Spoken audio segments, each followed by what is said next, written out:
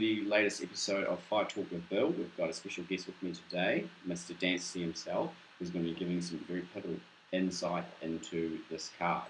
I'm going to do things a little bit differently today because I'm just going to run through the entire card, main card, and prelims, and then after that we're going to break down just three fights because Ben Busy having a lot of time and hungover, so that's all I've had time to do. If you don't like it, suck it. In terms of this card, starting from the bottom, unfortunately, a little bit of a graveyard.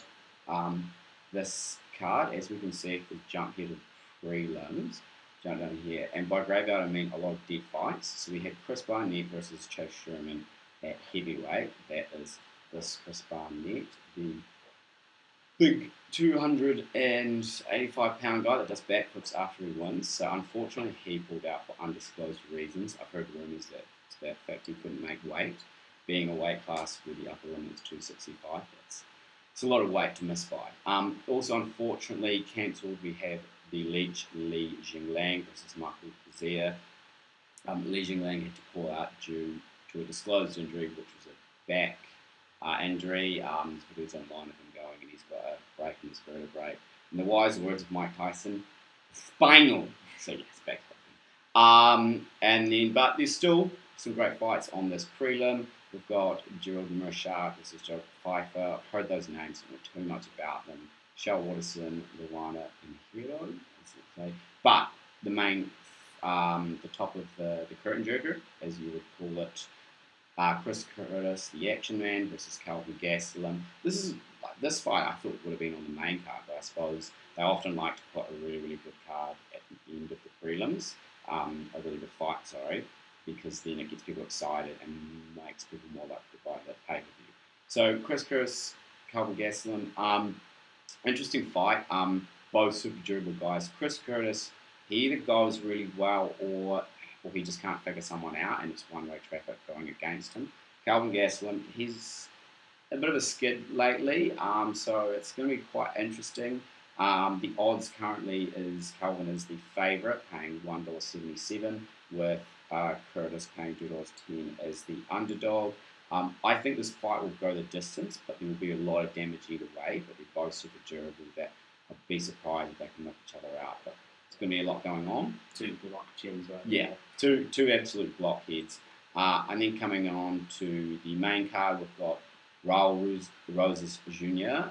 So that's his first fight as 17 on Dana White's Contender Series. Now 18, second fight in the UFC as a pro. So, a lot of buzz around this kid. He is 18 years old. He comes up against, most definitely his biggest competition yet, and Christian C. Rod Rodriguez. He is still quite a big favourite, $1.40. Christian Rodriguez paying $2.97. But this is, he's never been up against this kind of competition before, so it could be quite interesting. Could be a tough night for him.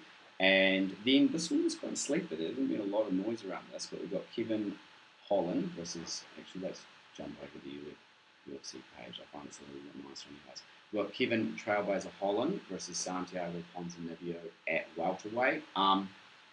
This one snuck up. There's been a lot of buzz. There's usually heaps of buzz around Kevin. He's coming off his loss, but amazing fight to Wonderboy Thompson. We're going to go into that fight a little bit more later, as that will be one of the fights we're breaking down. One we won't be, but as a big fight of note is Roel Font versus Adrian Yanez. Roel Font's been a bit of a staple in the bantamweight division for a while. He's coming off a bit of a layoff.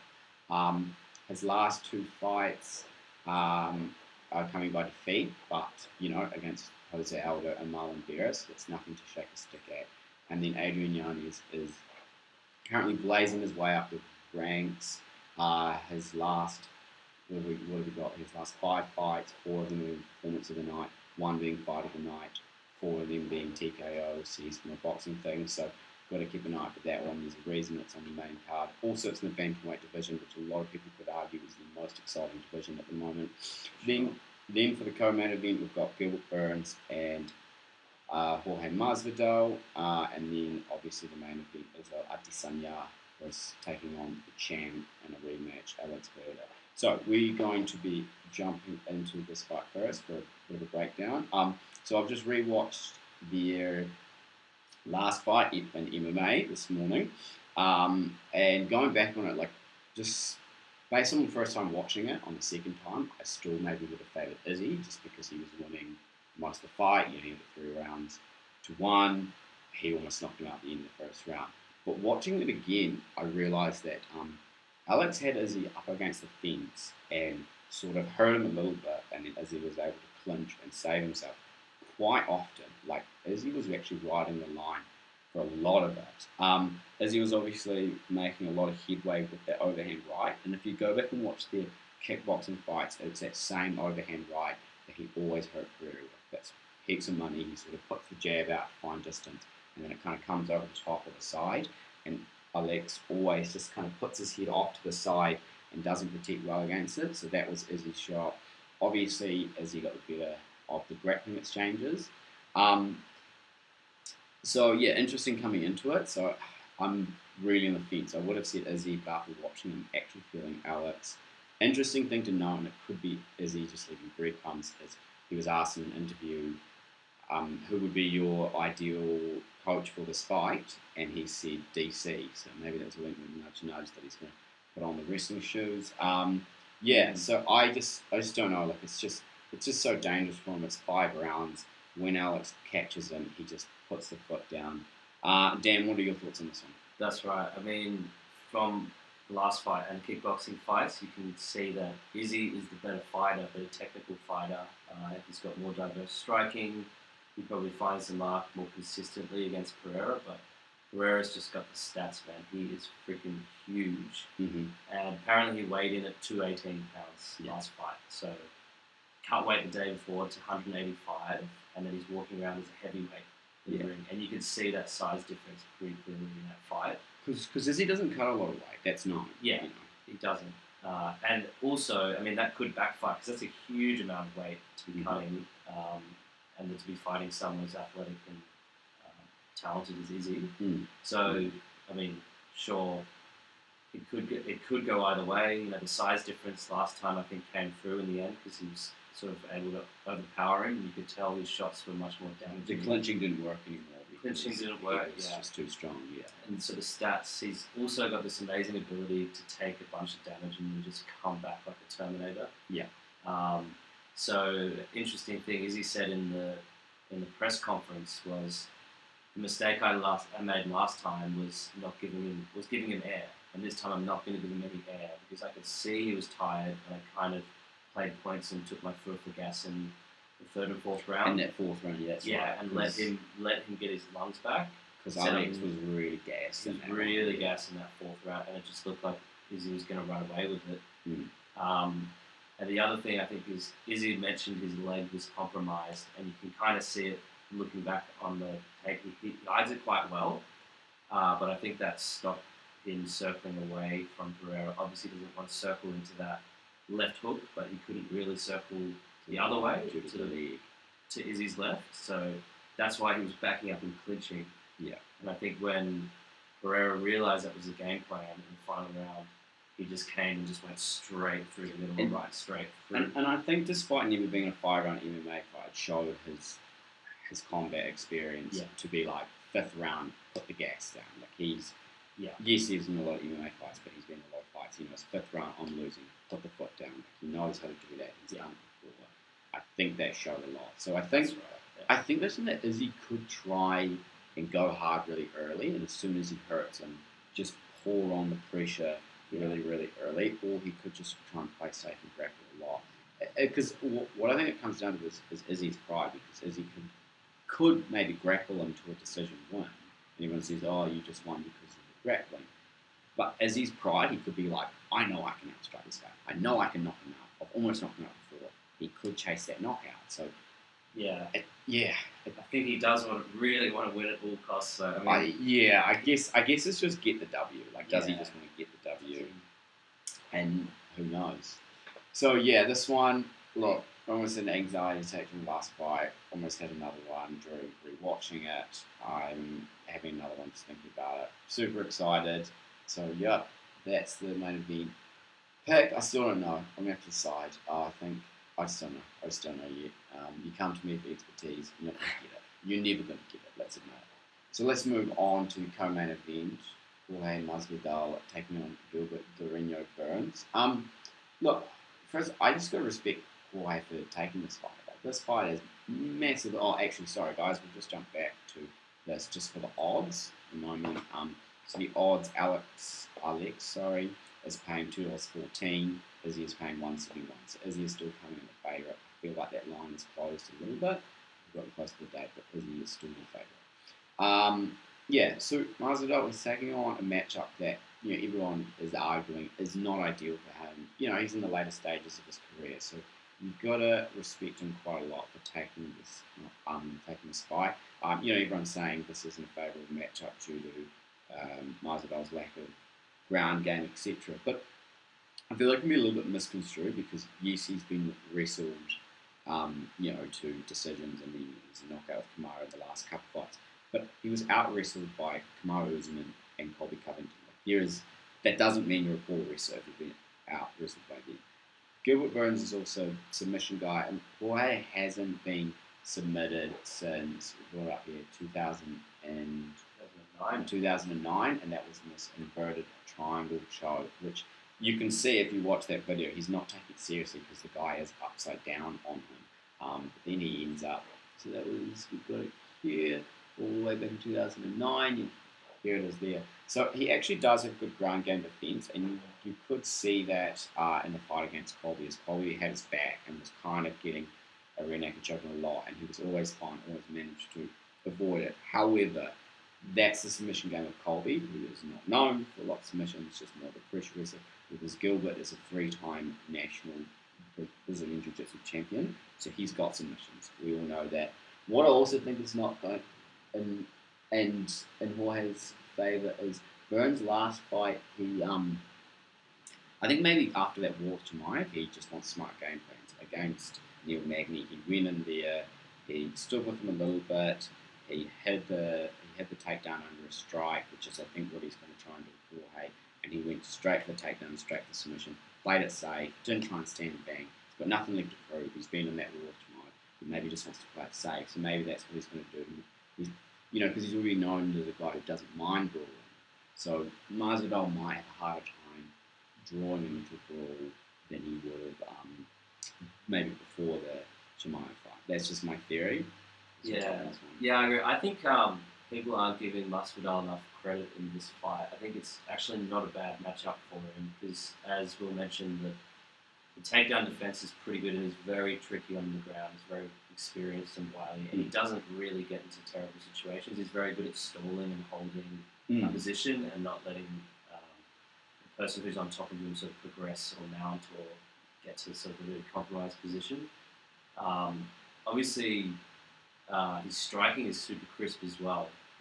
So Burns tends to throw really looping overhands, and he'll run, lunge at you, but leaves himself open quite a lot. And Masvidal's got really clean, straight strikes. He's very good at finding that chin even in the brawl. He's very accurate, and he has a lot of knockout wins as well. So I do see definitely paths to victory for Masvidal, and he'd be very, very motivated because he's talking up a title shot if he wins in sort of dramatic fashion. And there's obviously some big pay-per-view points on the line for him fighting either Leon or Colby again.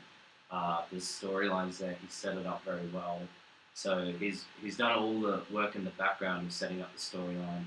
He's done the training. He says it's not as people bad. People are doubting his motivation because he's sort of retiring after. But because on Bedded he's cruising around Miami. But that's because he's from Miami. He's from Miami. Exactly. I don't think that's any inclination that he's not training. But. And they asked Burns that in the pre-fight interview. He had a really interesting response. He said, look, he's not retiring. I know he's going to be super motivated to get this title shot, and he's going to do everything he can to come at me and finish me. And he's not going to retire because he's got all his fights left in his contract. He's got a 7-fight deal, which means big money.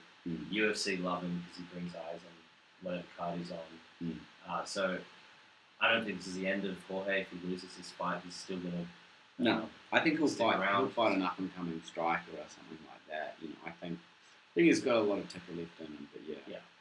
All in all, I think Burns' probably game plan is going to try and look like he's being drawn into the brawl. He's going to enter, and then I think he's going to duck him because he doesn't have the takedown, the raw takedown skill of say Kamara or Colby, but he can hide under that strike. Well, I think he's going to pretend to brawl, quickly level change. I think he's going to be trying to like something, throw a strike, quickly level change, get him to the ground, and just purely work for a submission. Yeah, he has quite a different style of takedown. He doesn't try and overpower people. Yeah. He could grab hold of you and then bring himself in. Yeah.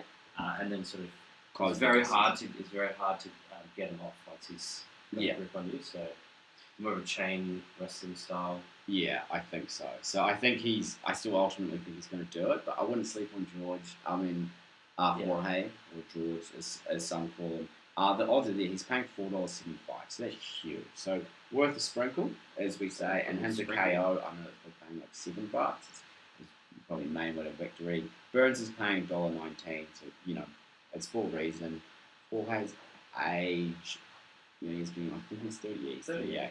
But then again, Burns is what, like 35, 36 sort of thing. So, but yeah, it is one of those things that he'll start aging quite quickly. So I still think Burns is going to get this one. I don't think he's maybe going to get the sub, or like a decision of just kind of like working for submissions for 3 rounds, and Jorge just staying alive. But all in all, I don't. I think Jorge's paying well, so that's worth something considering if you like high odds paying things, which we do. Next up fight we're going to preview is Kevin Trailblazer of Holland taking on Santiago Ponzinibbio. So both these guys, so Kevin Holland's coming for loss against Wonderboy, which was one of the contenders for fight of the year last year. Showed a lot of heart, showed a lot of chin. Santiago Ponzinibbio is coming off a win over a late notice replacement in Alex Moreno. So first up for this fight, I think Kevin Holland's got a very good chance, and for the reasons of Santiago's last 2 opponents. I watched his last 2 fights, Michel Pereira and Alex Moreno. They're both longer than him, long rangy guys that enter weird, just like Kevin Holland, who has very weird entries. They're very different every time. Sometimes they're actually like even he enters and jumps into an exchange with this kind of elbows out, and it actually didn't even a strike. He's just jumping for the sake of it. But either way, they are weird entries, and he's very, very long. Santiago struggled a lot in both those fights. He had a lot throughout the first 2 rounds, and he struggled with the range. He struggled with the variation of entry. Both those fights, though, he was very, very steady. In the fight against Michel Pereira, winning the last round, and he's just steady pace, and that pace never changes, especially in the last round with the other guys up to gas. The fight against Moreno, he took a lot of shots. He was definitely losing that fight until he eventually found the chin. So, in saying that, Kevin has ridiculous knockout power. So I kind of like his power. He's kind of like a mini Deontay Wilder. He's very, very lanky, long guy, but somehow just has those big KOs. So I think the Santiago's tendency to get hit early a lot will not run his favour. I think Kevin will either win the first 2 rounds and lose the third, ultimately still get the decision, or I think he's going to knock him out in the first 2.